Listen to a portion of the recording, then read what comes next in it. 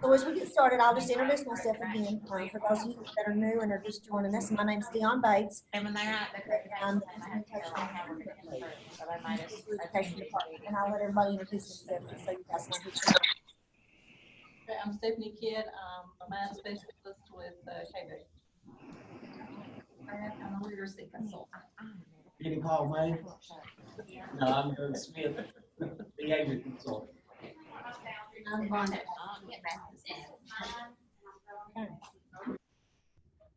Okay.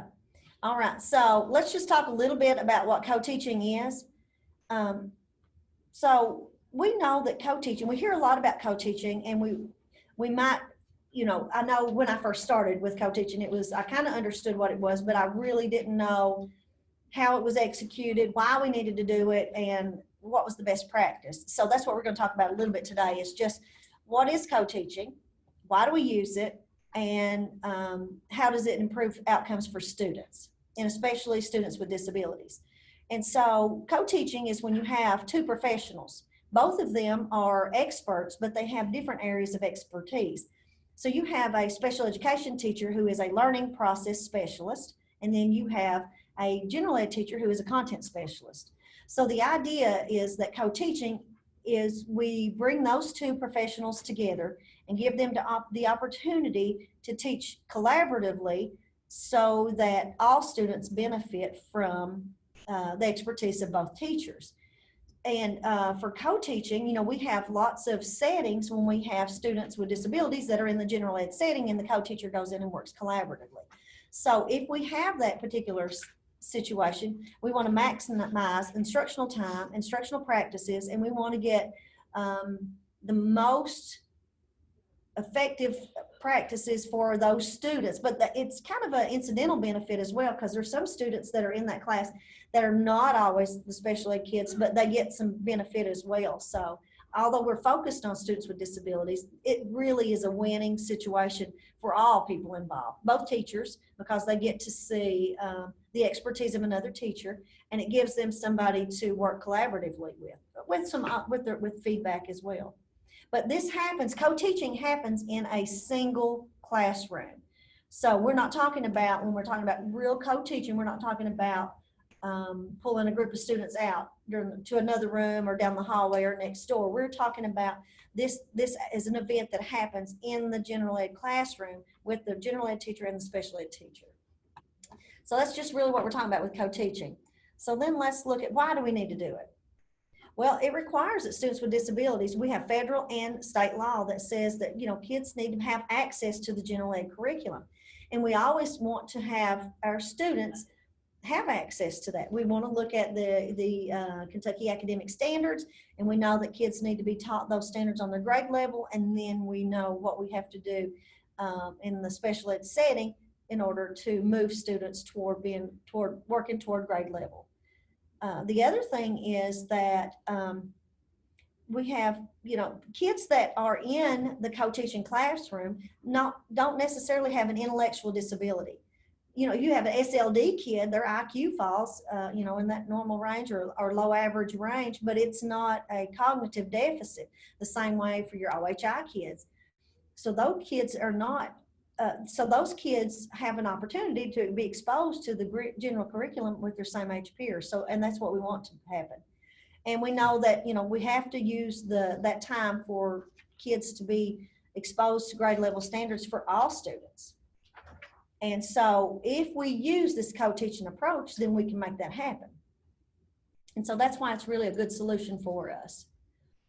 Another reason that we want to use co-teaching is it is an excellent mechanism for data collection.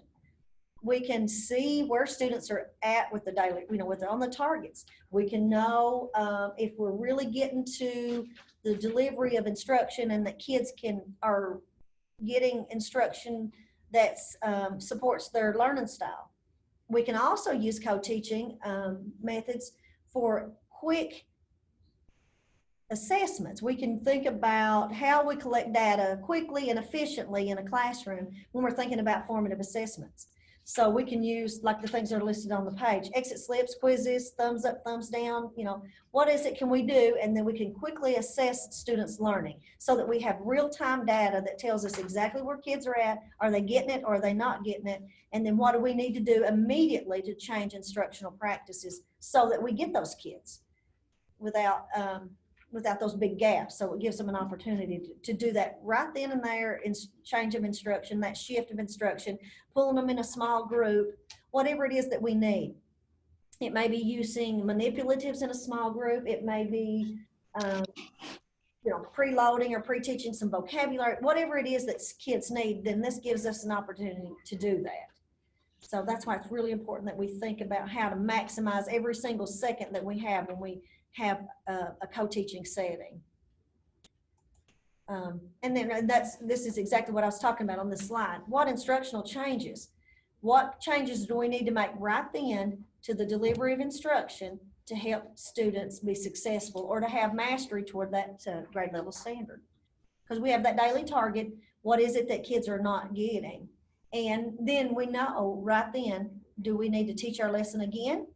Are we going to need to do a small group, another small group lesson? Are we going to have to change our approach? Are we going to have to change the instructional strategy? So we're going to have to shift that. And that was the next one. It says, do we have kids who need remediation? So if we do, then we know for the very next day how to plan our instruction. We pull a small group, we do some parallel teaching, and we're going to talk about each of the co-teaching strategies right now. So we're kind of take you guys through that. But on this slide, before we get any farther through this one is an interview, and I'm gonna let you guys listen to this. So this guy, Mr. Tyler Watts, is a teacher at Letcher Elementary School. And so he was interviewed because so he's a general ed teacher, but he's talking about working collaboratively with a co-teacher. So I'm gonna play this little quick, it's just a 30-second video or something of him talking about what that is in that co-teaching classroom. My name's Tyler Watts. I'm a 4th grade math teacher at Letcher Elementary. I enjoy co-teaching with my co-teacher, Miss Dina. It gives us an opportunity to really cut down the student-teacher ratio and to reach more students more quickly. We like to parallel teach, we like to team teach, and just keep mixing it up and keep the curriculum fresh and give students different perspectives and different points of views from how to understand something. They have to be true to one another. It has to be like a marriage, and they have to know each other's good, bad points, and they have to help each other out. So for those that are out there that are co-teaching or going through the act of co-teaching, should I say, they're not really co-teaching. So hopefully this video and thing will show everybody the correct way and how to do things, especially the new ones that are just coming in that are on the mat. They've never been through this before, and they may be a little scared. So hopefully through this, you all will learn a whole lot. We've been studying this at the state level in our task group for co-teaching for high school and special design instruction. And there's one piece on there about how important it is that the co-teachers are compatible and that they really get along and work together, or else it's not going to work. And one district was even using like a personality match test to try to revamp their entire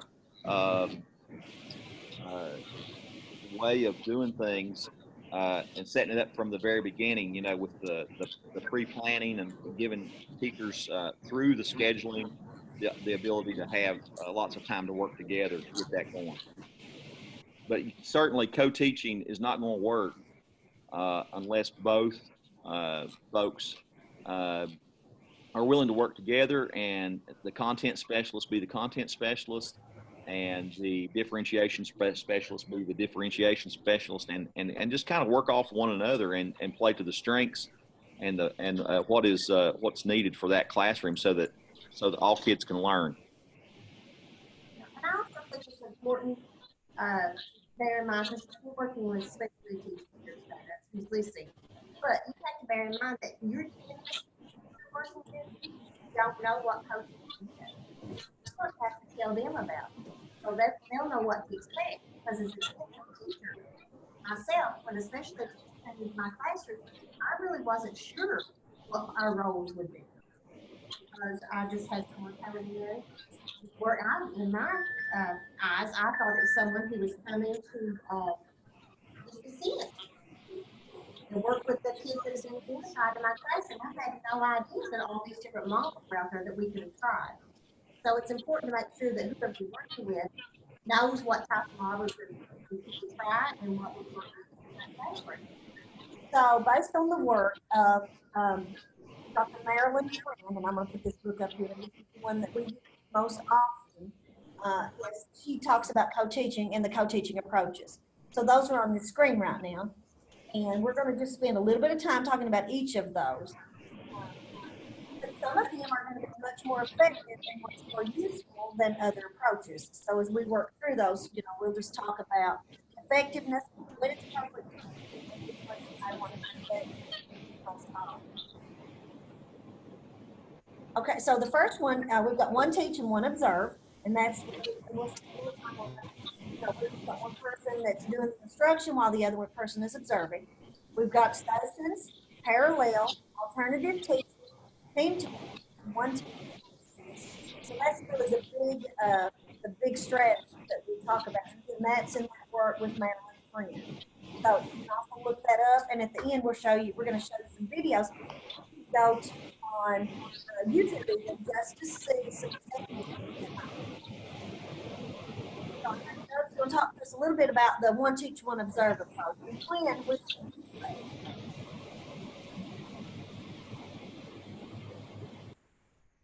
As Dion was saying, one teach, one observe is a great way of gathering data of the students in your classroom. Some examples of data collection that they could use as for every 2 minutes for 20 minutes. A teacher could take, the assistant or observer could take note and see if students are on task. So gather data that way.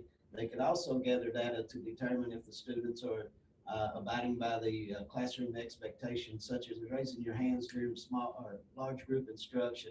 And then do we need to reteach that behavior skill, or do we, is that being met equally?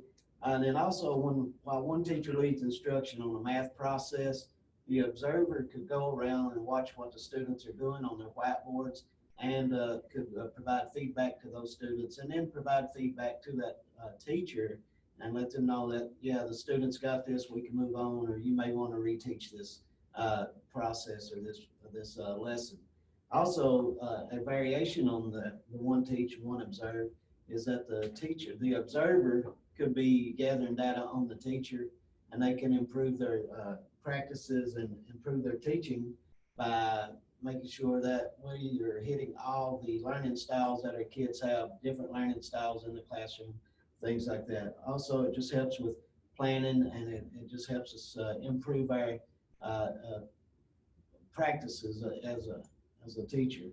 But just a word of caution, this should be used for very brief periods of time, because if not, they will get into the like Dion likes to call it, the one teach, one drink coffee. And we don't want that to happen in our classrooms. We want both teachers to be respected and looked at as professionals and knowledgeable.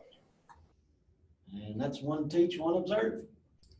all right, and so here's the slide that we're talking about that demonstrates what that might look like in a classroom. You want to talk about that? So you can see, the students, then you have one teacher in the front, and then the teacher is in the back. Now, just like Doug said, that is a great time to do some data collection, formative assessment. One time I was working collaboratively with a teacher, and we would use that when we were doing so I kept it on a clipboard with all the students' names and the date. And so we used that one. So like if they put up the warm up or the flashback or whatever we called it, that we put that up, and as kids were working on that, then you could check off, did they get it? Did they not get it? It was just a yes or no kind of check.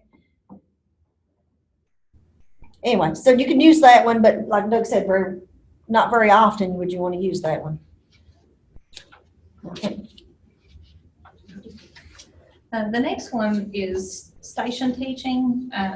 This is kind of my personal favorite that I like. You have the setup is you have your kids in stations, and then you essentially have two teacher stations. Your teacher would be at a station, and your special education teacher would be at a different station, and then you have kids working independently at a station.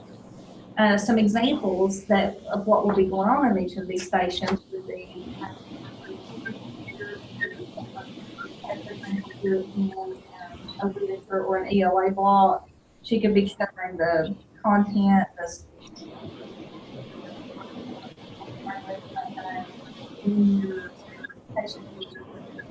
vocabulary, and breaking that down and providing the scaffolding for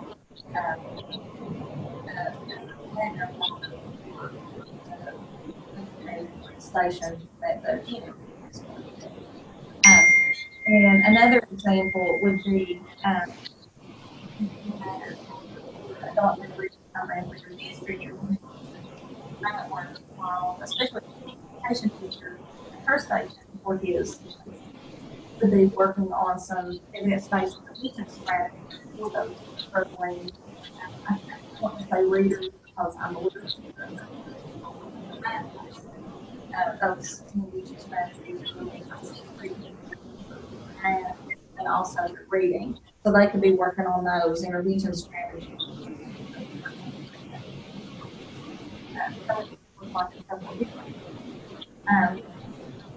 Another example is one group is working on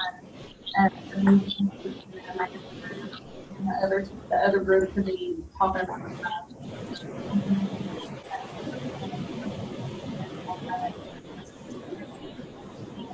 those are a couple. The recommended use for this one is and then so your setup, you could look there, your setup on the screen.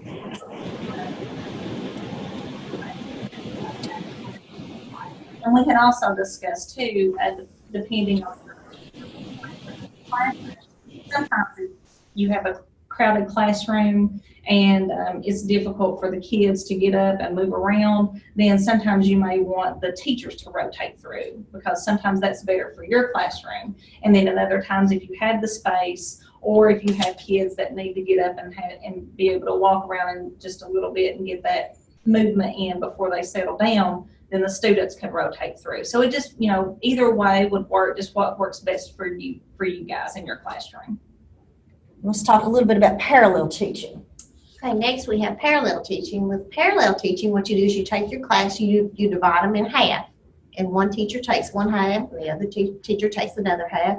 But the teachers are teaching at the same time, the same content, the same objectives are being taught.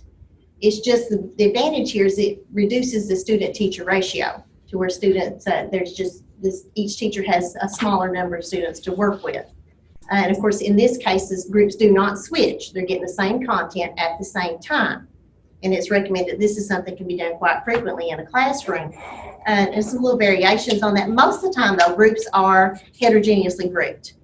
But you can do a little twist on that, and you can group them at times when you might need to. One group may need to be covering something in math where they would need to use manipulatives or calculators, and the other group may not. So you can divide those groups that day into those two different types of groups. Also, something else you might could do is you could say you want to you're working with younger kids and they're working on building numbers. And if you want to build up, one group could be building numbers with bundles and sticks. And another group could be building numbers with Unifix cubes. And then at the end of that class, they could partner up with each other and teach each other how to do it with the tool that they learned about. So they're going to be teaching each other how to build those numbers using their type of tool. So I thought that was a really nice way to put a little spin or variation on parallel teaching. And then if you'll click, so the setup for parallel teaching, you can see, therefore the name parallel. The groups are sitting there side by side, or in some cases you may want to have a teacher in the front and half the group facing that teacher and a teacher in the back and the other half facing that teacher to keep them engaged and not paying attention, hopefully, to what's going on in the other group. So that's parallel teaching. I'd like to add something to that. We have to remember we don't need the same students in the same group at all times, so we need to make sure that we change and rotate students out so we don't have all the special ed kids into one group all the time. That's just showing that all the special ed kids are in one group, so we don't want to do that. Good. You guys know that I'm glad Brenda said that, because when John O'Connor talks about flexible grouping, that's exactly what he's talking about. When you're talking about specially designed instruction, and you're talking about flexible grouping, it's arranging those groups so you get the maximum for each one of them in the learning process. And certainly the research supports those groups being, if you can have them around 8 in a group. I know sometimes that doesn't work always if you have 2 and you've got 30 in a class, but you can certainly group them in groups of 8 and have them rotating if you're using station teaching. Along with parallel teaching, there are some things about grouping and how you group them that research supports those groups being flexible and not so rigid and not always having homogeneous groups. So alternative teaching is one of those things we're going to use effectively. It's not going to be one of those things that's going to be done often, but it's done for small group instruction, and you want to make sure you're paying special attention to something that either needs to have remediation or maybe some reteaching that needs to be done. This could also be used for pre-teaching, so keep that in mind also. The other thing is you're going to provide additional practice during this time. It's going to be a reteaching moment of a taught skill that you've already done or a concept that you've worked on. This could be an extension to that concept that you've been working on that those kids may need. It could also be just an enrichment activity they may need. But pre-teaching is another way of getting this alternate teaching going, because a student may need to have the vocabulary before the next class, those kind of things, just to make sure that they understand what's going to be going on prior to. So keep that in mind. And then it can also be a time to be a catch-up time. Those kids who don't always have illnesses or related things, those kinds of things, or a student who misses out because of being taken out of class for speech or OT, this could be catch-up time for them. So that's what this is for. And then if you look at the next slide, you can see there's a small group in the back, and that's where that alternative teaching would go on. We just need to remember that regular ed as well as special ed students can be in that group. Not only special ed, but those that fall through the cracks, and some of them, the parents that don't want their kid to be labeled as special ed, those are the kids that can go back there, with them. Just like Stephanie said, if they need remediation, they can go back with that teacher. And it doesn't have to be a special ed teacher. They can rotate that out. It could be the general ed one day, and the next, or one time, and then the next time it could be the special ed. Yeah, Brenda, you're right. This could be a great thing for tier 3 and tier 2 students. Yes. Good. Anybody have any questions so far? Okay, we'll talk just a little bit about the next approach, and that's called the team teaching. And so that's when you have both teachers, and you look at that particular slide, and it says that both teachers are contributing equally to that instruction. And again, that's not, one teach, one assist, or it's not one teach, one observe. This is really that both teachers are active in the delivery of instruction. Now, we might not use that all the time, because you look at, that's not one we want to use all the time. But it is a good opportunity for, one teacher maybe to teach a strategy, and then another teacher may have a different way to solve a problem. And that would allow students to see two perspectives. Brenda, do you have anything you want to say about that on team teaching? No, you said about all on that one, but team teaching is a great way. But like Dion said, it's not every day. And they feed off each other. And we've had many co-teaching teams that have done this wonderfully in the different counties that we had previous. But,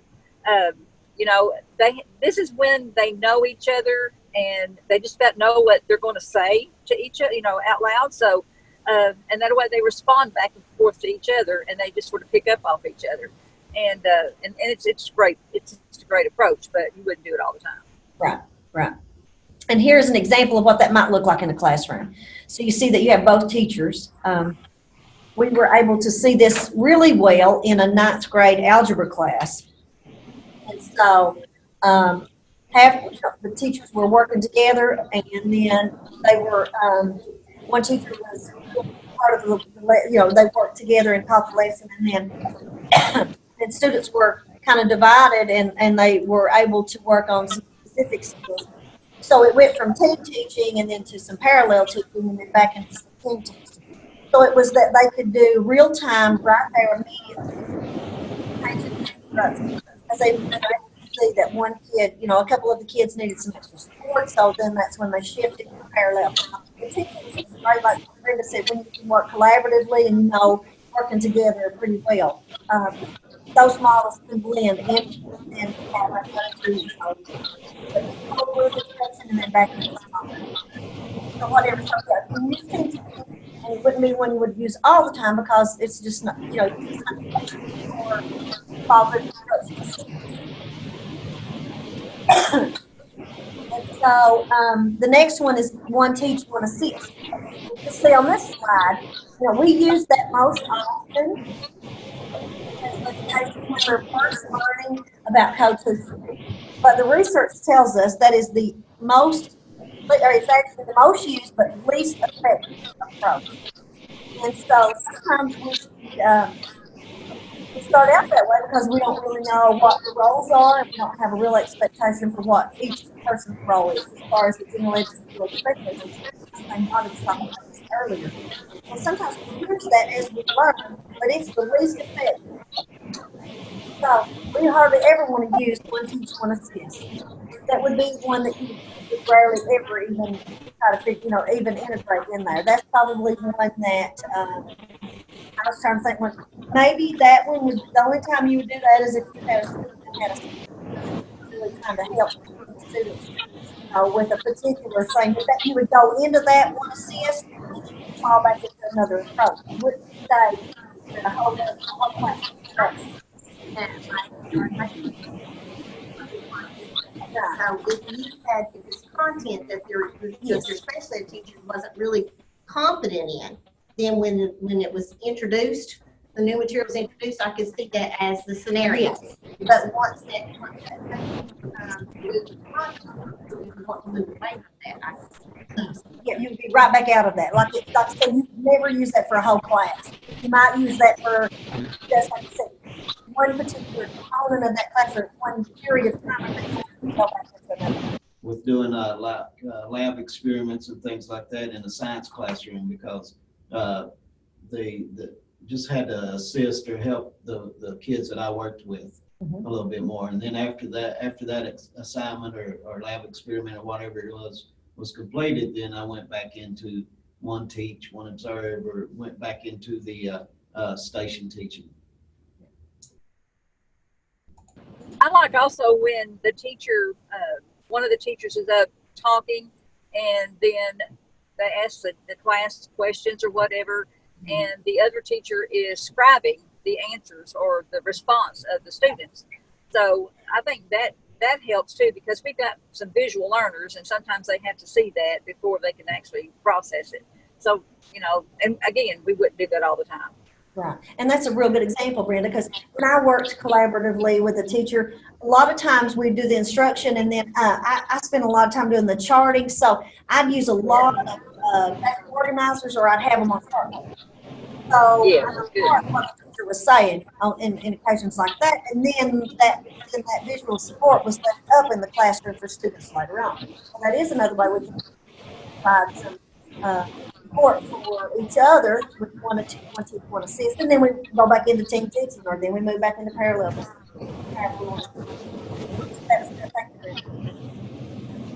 So here I'm going to show you guys. This one's really good, and this again, I told you this was Stephanie Nichols' school video course. but they interviewed a student at that same school where the coaching was happening. And this student I'm going to play this for you, and he's just talking about what co-teaching is like at his school for him, his experience. So. My name is Jacob Nichols, and I am in the 4th grade at Letcher Elementary. I like having 2 teachers in my room because one is teaching and one can help me. I also like it because if I don't understand something that one teacher teaches, I have another teacher who can explain it in a whole different way. It helps me learn by 2 teachers in the classroom.